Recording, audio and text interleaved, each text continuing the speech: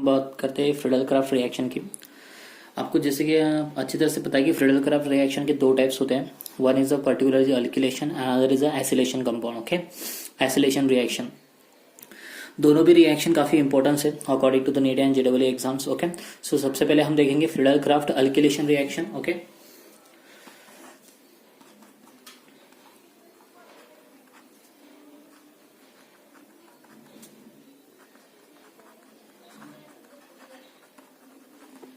हम बात करते हैं पहले फ्रीडल क्राफ्ट अल्किलेशन रिएक्शन के अंदर क्या करना है हमें। फ्रीडल क्राफ्ट अल्किलेशन रिएक्शन में स्टार्टिंग मटेरियल बेंजीन लेना है आपका। ओके, स्टार्टिंग मटेरियल बेंजीन होना चाहिए। ओके, इसकी रिएक्शन करेंगे हम, अल्किलेशन करना है हमें, इसलिए हम पर्टिकुलरली यहाँ पे यूज करेंगे अल्किल हैलाइड।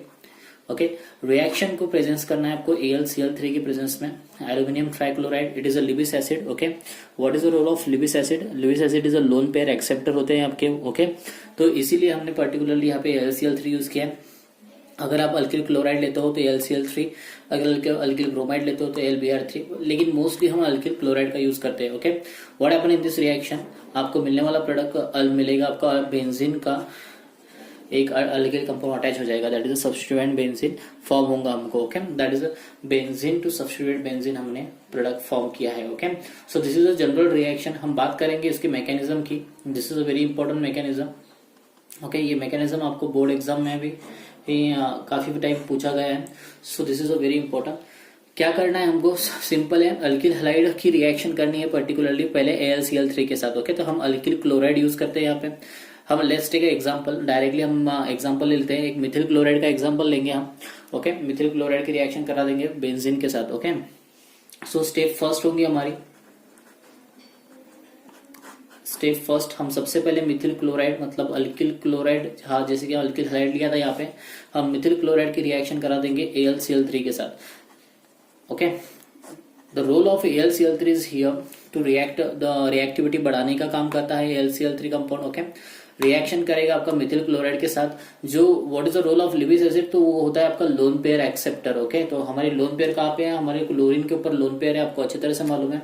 ओके, तो ये लोन पेयर इजीली वो क्या करेगा, आपका AlCl3 एक्सेप्ट करेगा। Okay, so that is the formation of A particularly like this, and आपका फिर मिलने वाला मॉलिक्यूल इस तरह से मिलेगा आपको, that is a CH3 Cl dash AlCl3, इस तरह का मॉलिक्यूल आपको फॉर्म हुआ है यहाँ पे। Okay, so that is the most important thing is what, कि आपका क्लोरीन ने AlCl3 ने आपकी क्लोरीन की लोन पेयर एक्सेप्ट की, लोन पेयर डोनेट कर दी टूवर्ड्स AlCl3। मैंने आपका ये डैशेज बॉन्ड इसलिए दिखाया है क्योंकि काफी अनस्टेबल बॉन्ड है आपका ये। सो क्लोरीन के ऊपर आपका पॉजिटिव चार्ज आएगा, aluminium is carrying a negative charge. आपको मालूम है अच्छी तरह से कि एल्यूमिनियम की वैलेंसी अगर 4 होती है तो वो आपके ऊपर नेगेटिव चार्ज कैरी करता है। ओके, खुद के ऊपर नेगेटिव चार्ज कैरी करता है। So that is the reason particularly आपका इजीली हम यहां से क्या करेंगे, क्लोरीन कंपाउंड को बाहर निकाल देंगे। Okay, very good leaving group, already good leaving group था ही, लेकिन क्लोरीन के ऊपर पॉजिटिव आने की वजह से ज्यादा गुड लिविंग ग्रुप हो गया, मतलब ज्यादा रिएक्टिव हो गया। सो that is the formation of A CH3 positive charge on the Mithil atom. आपको अच्छी तरह से मालूम है कि ये मिथिल कटायन फॉर्म हुआ है हमारा, ये काफी अनस्टेबल है। ओके, स्टेबिलिटी कैसी है इसकी, काफी अनस्टेबल मॉलिक्यूल है, और हमें ऐसा ही मॉलिक्यूल फॉर्म करना था क्योंकि सामने हमारे बेंजीन मॉलिक्यूल है। ओके, ये मत भूलना आपने कि benzene molecule is a highly stable molecule है, तो दैट इज द रीजन उसकी रिएक्टिविटी कैसी होगी, कम होगी। So that is the reason particularly हम स्टेप सेकंड के अंदर क्या करेंगे, बेंजीन की रिएक्शन कराएंगे हम पर्टिकुलरली मिथिल कटायन के साथ। ओके, जो कि अनस्टेबल मॉलिक्यूल है, मतलब stable benzene react with the unstable molecule, तो इजिली रिएक्शन परफॉर्म हो गया। That is the reason particularly aluminium chloride का यूज यहाँ पे यही था हमारा, कि रिएक्टिविटी बढ़ाने का काम करना था हमें। ओके, तो स्टेप सेकंड हमारी परफॉर्म करेंगे हम यहाँ पे। हम लेंगे पहले बेंजीन,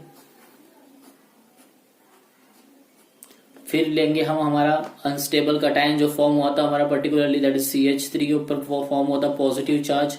क्या होने वाला है, बेंजीन आपका रिएक्ट होगा, बेंजीन डायरेक्टली कार्बोकटायन के ऊपर अटैक करेगा।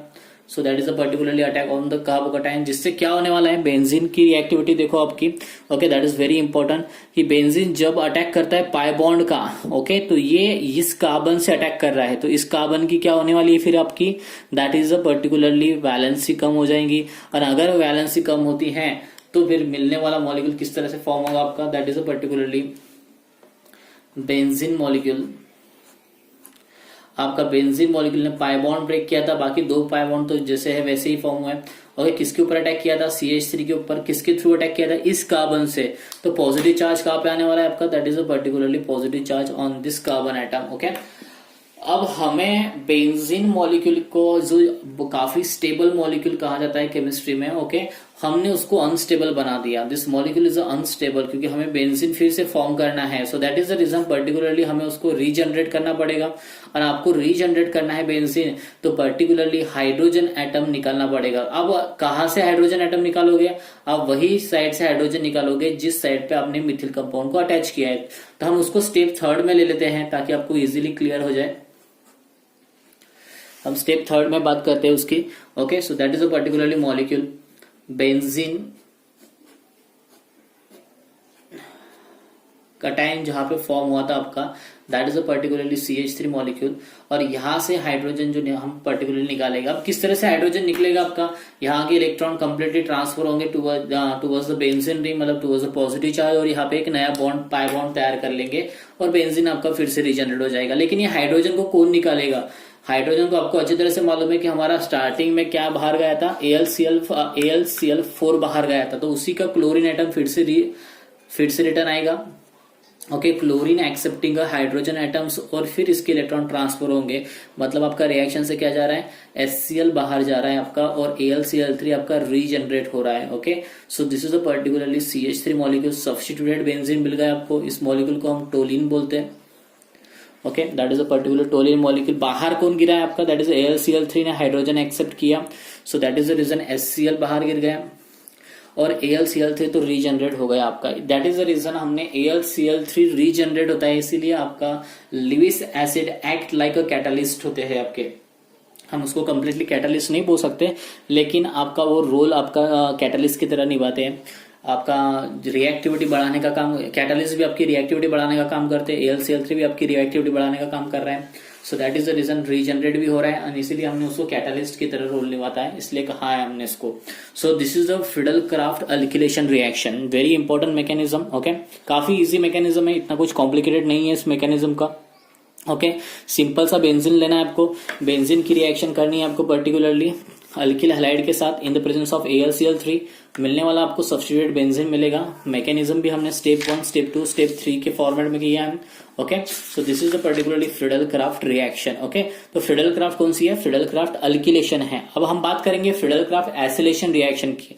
सिमिलर मैकेनिज्म है, बस फर्क इतना है कि अल्किल हैलाइड की जगह पे हम एसिल हैलाइड कंपाउंड यूज करेंगे। Okay, so that is called as acylation, the Friedel Crafts acylation reaction. Okay, so बात करते हैं हम फिडेलक्राफ्ट एसिलेशन की।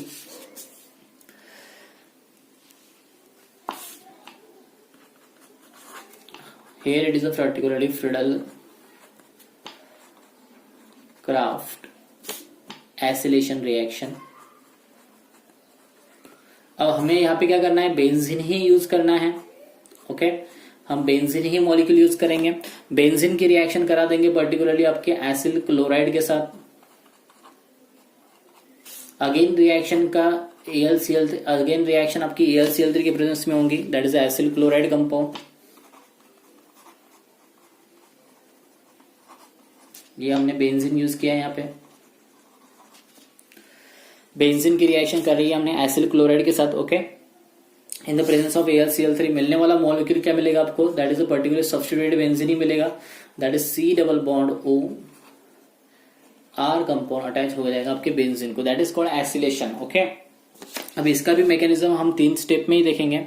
सिमिलर मैकेनिज्म है, जैसे अल्किलेशन का किया वैसे ही एसिलेशन का करना है। बस फर्क इतना है कि यहाँ पे जहाँ पे वहां पे आपका जो इलेक्ट्रोफाइल जनरेट हुआ था, यहाँ पे कुछ इलेक्ट्रोफाइल अलग तरीके से जनरेट होगा, that is particularly mechanism.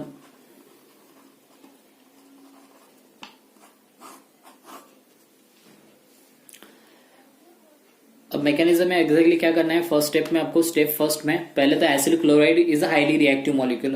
We know क्या आपकी रिएक्टिविटी एसिल क्लोराइड की ज्यादा है, लेकिन हमें काफी ज्यादा रिएक्टिव मॉलिक्यूल चाहिए, क्योंकि सामने बेंजीन है हमारे। तो बेंजीन आपको मालूम है अच्छी तरह से कि स्टेबल है, तो इसलिए वो उसकी रिएक्टिविटी काफी कम होती है। तो हमें सामने वाला मॉलिक्यूल अगर हाईली रिएक्टिव होगा तो ही बेंजीन उसके साथ रिएक्ट होगा, और इसीलिए हमने AlCl3 का यहाँ पे यूज किया है। तो सबसे पहले स्टेप फर्स्ट में हम क्या करेंगे, हम AlCl3 का पर्टिकुलरली यूज करेंगे, रिएक्ट करेंगे एसिल क्लोराइड के साथ। That is the step first. Okay, here it is a particularly acyl chloride. Reaction किसके साथ करनी है आपको, लेविस एसिड के साथ, AlCl3 के साथ रिएक्शन करनी है। क्या होने वाला है पर्टिकुलरली इस रिएक्शन के अंदर, आपका लेविस एसिड क्या होता है, लोन पेयर एक्सेप्टर होता है। किसकी लोन पेयर एक्सेप्ट करेगा, आपका हैलोजन कंपाउंड की। ओके, सो इजीली एक्सेप्ट कर लिया lone pair, that is formation of RC double bond O Cl को अटैच क्या होगा आपका, that is AlCl3। Okay, AlCl3 aluminium क्या लेंगे negative charge and chlorine carrying positive charge. Okay, यहां तक तो आपको क्लियर हो गया होगा।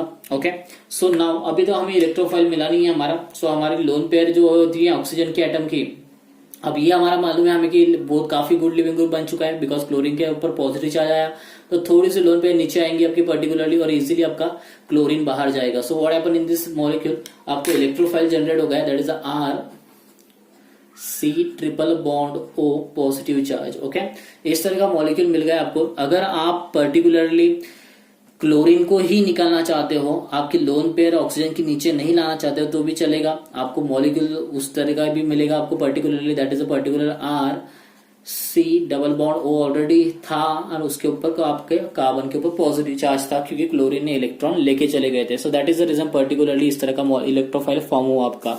ओके, अब हम बात करते हैं स्टेप सेकंड की। अब स्टेप सेकंड में मालूम है आपको क्या करना है, स्टेप सेकंड में हमको बेंजीन यूज करना है, और बेंजीन की रिएक्शन करानी है आपके किसके साथ, पर्टिकुलरली इलेक्ट्रोफाइल के साथ करानी है। कौन सा इलेक्ट्रोफाइल, जो आपका स्टेप फर्स्ट में फॉर्म हुआ था। Okay, that is acylium ion.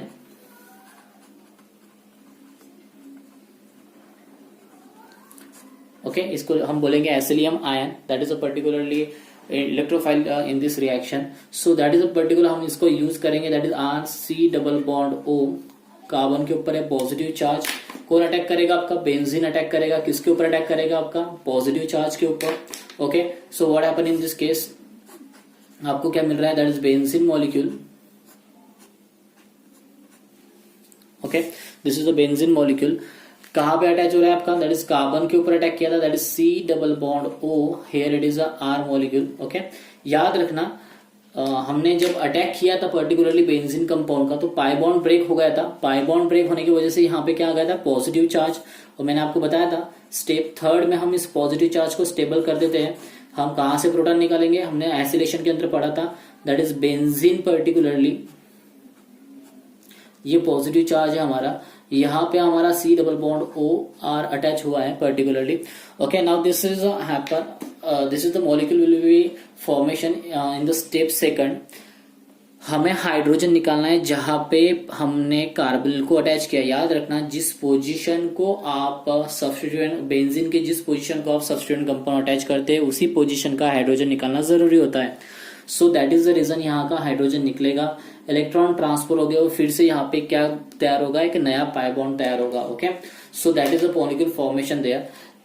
इसी के साथ पर्टिकुलरली हमें हाइड्रोजन जो बाहर जा रहा है वो किसके साथ जाएगा, आपको अच्छी तरह से मालूम है कि AlCl3 के क्लोरीन एटम था, क्लोरीन आपका AlCl4 लेके गया हुआ है बाहर। Okay, AlCl3 here it is a chlorine atom, तो ये आपका क्लोरीन हाइड्रोजन ले लेगा इजीली, और आपका AlCl3 फिर से रीजनरेट हो जाएगा इस रिएक्शन के अंदर।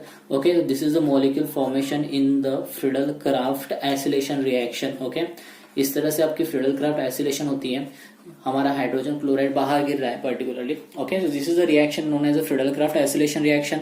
इसके अंदर हमने क्या किया है पर्टिकुलरली, स्टेप फर्स्ट हमने एसिल क्लोराइड को गुड काफी स्ट्रॉन्ग इलेक्ट्रोफाइल बनाया है हमने, क्योंकि उसकी रिएक्टिविटी ज्यादा होगी तो ही आपका बेंजीन उसके साथ रिएक्ट होगा। सो इसको हमने काफी अनस्टेबल बनाया, RC triple bond O positive, या फिर आप इस तरह से भी लिख सकते हो उसको, that is RC positive double bond O। Okay, that is called acylium ion.